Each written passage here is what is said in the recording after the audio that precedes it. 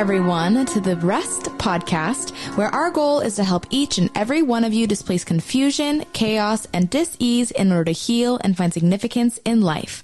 I am your host, Natalie Roberts, and I am here with the author of the Reconstitution Method for Healing and Rest, Virginia Dixon. Katherine, thanks for joining me for another segment. You're welcome. During the course of the last 3-4 years or so, 5 years, certainly since Trump was elected, I hear people insult each other, undermine each other, criticize each other. And there's so much division and chaos and dis-ease around thoughts, opinions, perspectives, worldviews. And the words that have captivated my attention are stupid, ignorant, and dumb. So I want to talk about those 3 words because it's occurred to me. Well, define those words for us. Ignorant. Well, actually, the origin of the word ignorant comes from the fact that ignore.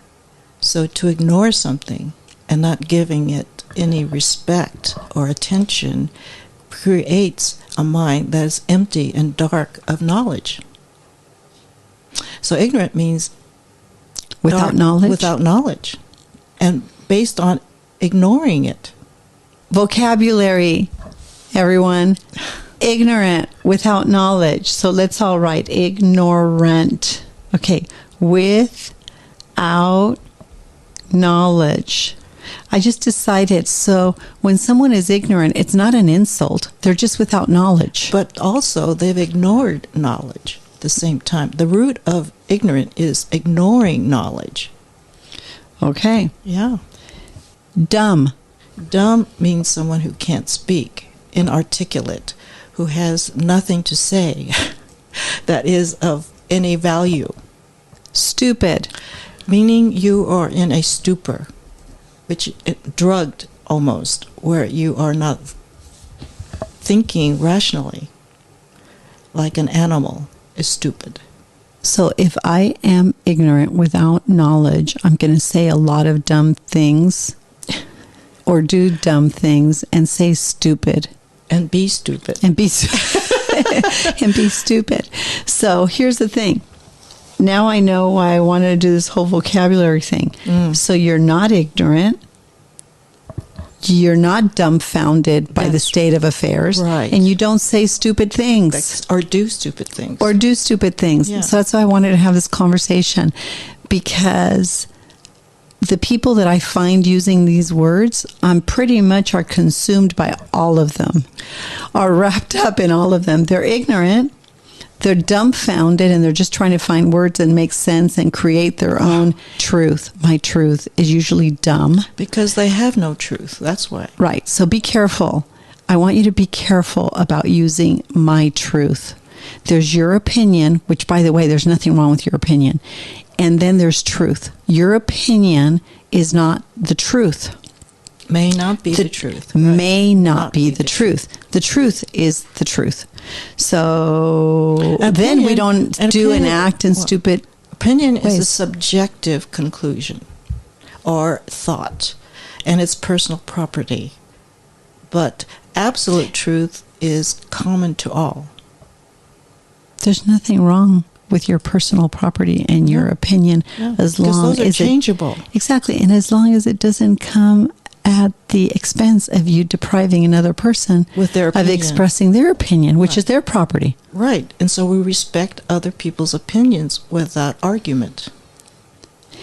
And truth is so important because that's where we find grace, because truth is accessible to all. It's foundational. And it's not the property. Unchangeable. It's unchangeable. It's not the property of anyone. It's universal. That's right. That's where our equality comes together with truth. We're equal under the truth. So I hope everyone's clear on this. Ignorance is without knowledge, and sometimes it is intentional. More often than not, you're going to hear a lot of people make statements of facts And you're going to feel great dis-ease when they're talking to you. And immediately you're going to want to access this word ignorant.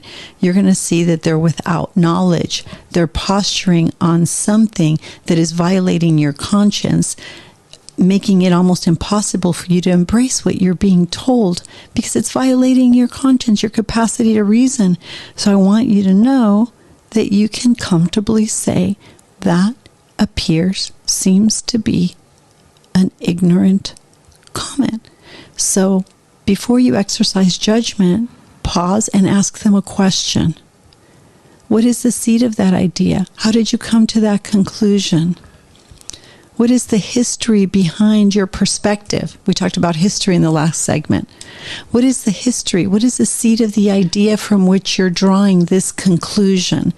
That's a good way to internally begin to reason through something that's making you uncomfortable. Well, it doesn't mean in comfort. You have to ask yourself, is this true? And then you have to search your own for yourself. You never take anybody's statement for granted as fact or true, and you have to find and do your homework. Absolutely. You're responsible for your own thoughts and your own opinions, and to take others as a matter of fact or blindly is ignorant. You're ignoring your knowledge. You're taking somebody else's ideas as your own, and that's usurping your responsibility. Well, listening to you talk, there's a lot of ignorance that's being propagated. People are saying a lot of outrageous things about many things. That's why we have to fact check. We have to do our own fact checking. Yeah, you don't need fact checkers to check the facts. No. You be the fact checker. Exactly, for yourself. That's right. You're responsible for knowing.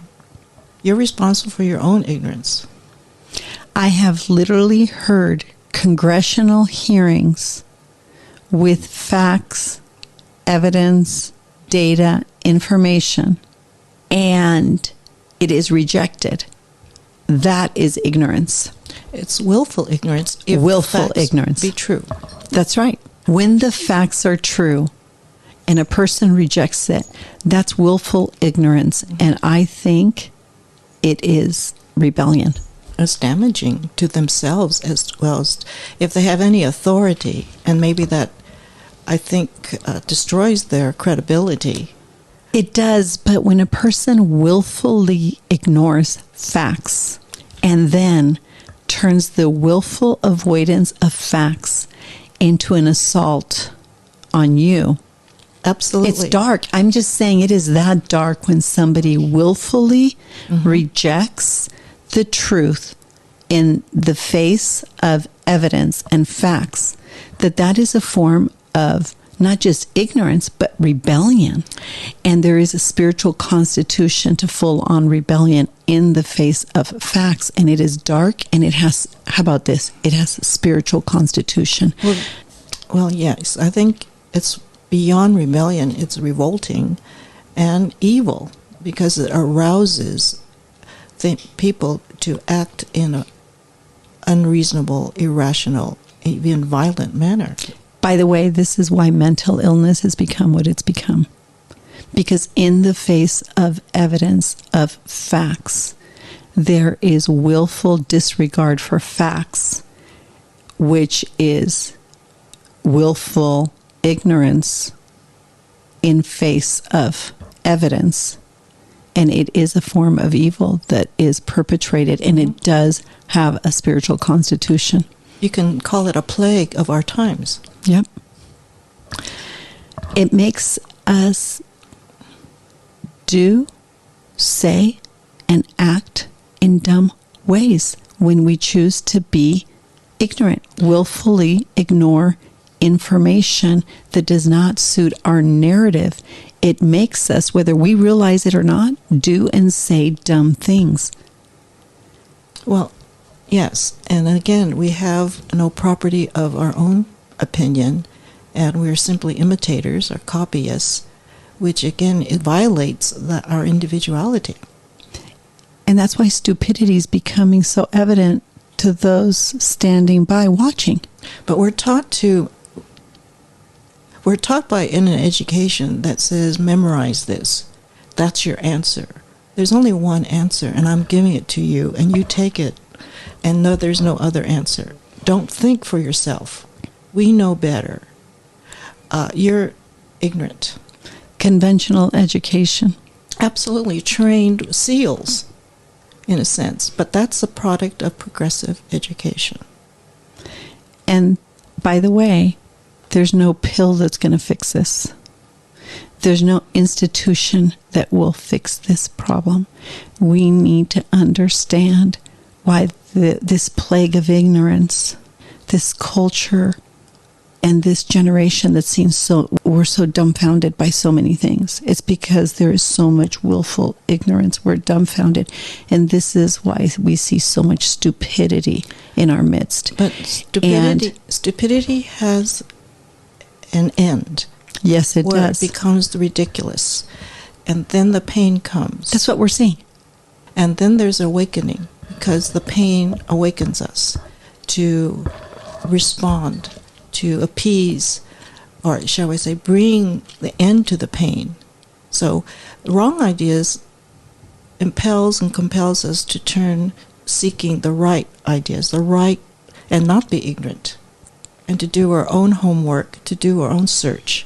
And that is actually happening in the middle of all of this plague.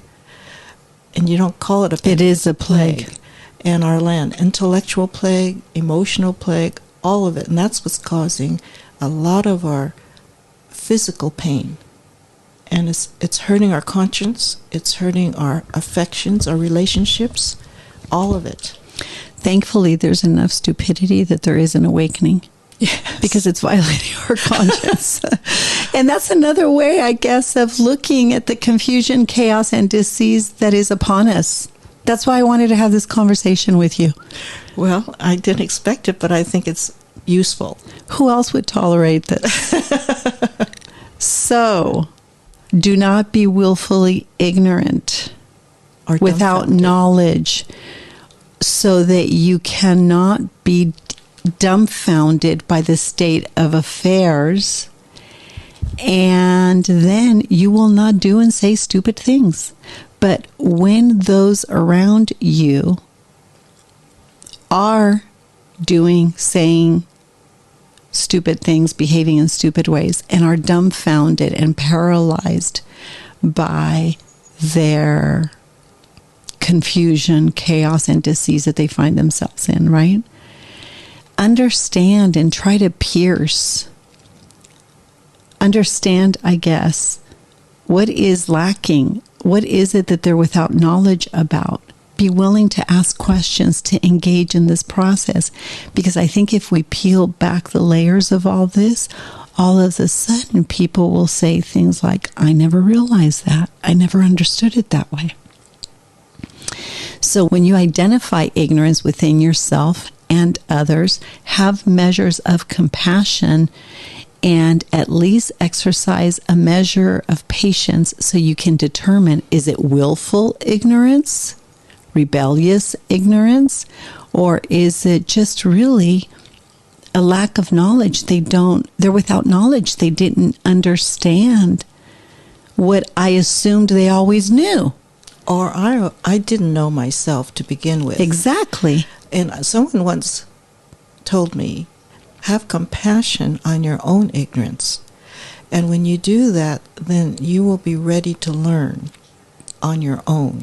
And when you learn something, then you can teach it. Then you can identify it. Then you can teach it. Then you can know it gently with love and compassion.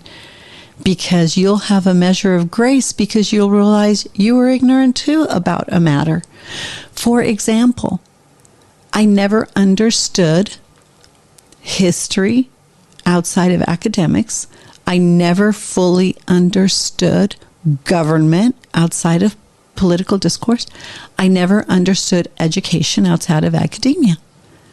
Until the last 20 years, I've been reasoning through these ideas with you, and you taught me that a view of history is ultimately a view of God. He is or he isn't. And you need to reconcile the consequence of the ideas that you think you have of how you process your view of history, because it's going to have a consequence on how you do what? Govern. You self-govern. Direct, regulate, control, restrain in your life and the view you have of everything. And then there's the measure of education. You're going to advance ignorance or knowledge on these matters. And I have decided, I have reasoned that is the cause of great dis-ease in our lives. And it's the cause of great pain is ignorance that leads us to do dumb things and act and say stupid things. Well, those things lead to destruction of all kinds. And I want to add to the idea of history being first personal, and then government is also personal, individual. Education is personal, internal first, and the individual.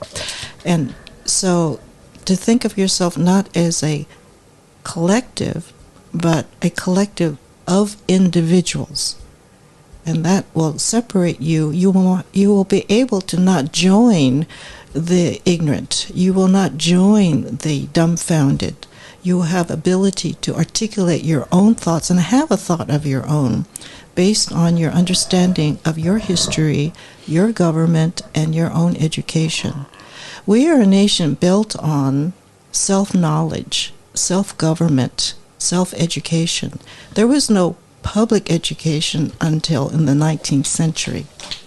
And so we're a nation of individuals built on the importance of the individual for him to know for himself, to know the truth for himself, and to awaken to his own responsibilities to know, to govern his own life according to knowledge.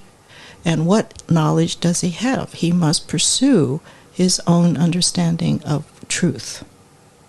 Not his truth, absolute truth. Because truth by definition is absolute. The whole universe was created with absolute formulas, mathematics. And why not man? That was the birth of science, is those absolute truths. Knowledge is science. True science is knowledge of absolute truth, the operations of all matter and things and people. And in the last 3 years, we see how tampering with that, the perversion of that, the propagandizing of that, we see the death and destruction that it has brought upon us. But we also see that has become the fracture of institutions now. And we see the collapse of the deception of our time. It's self-destroying. That's right. Lies self-destruct. We just have to measure we're standing on what is true and not lie. The truth is indestructible, and lies will die a natural death. Well, we know about the wise man and the foolish man. The foolish man built his house on sand, and the wise man built his house on a rock. What are we standing on, rock or sand? You have to know for yourself. Good. Next segment, we're going to get deep into vocabulary, but before we go into words that we use every day and understanding their meaning and if they're internal causes or external effects, I wanted to have this conversation. So it was really good. Thank you. I got that out of my system once and for all. All right, everyone. To learn more about Katherine Dang and the Philomath Foundation, please go to philomathfoundation.com. That's PHILO mathfoundation.com. For updates about R.E.S.T and this podcast, please visit our Instagram or Facebook, The Place of R.E.S.T. If you'd like more information about Virginia or to support and join the cause of R.E.S.T, please go to virginiadixon.com/collaborate or call 949-289-5935. Thank you for listening to R.E.S.T with Virginia Dixon. We'll see you next week.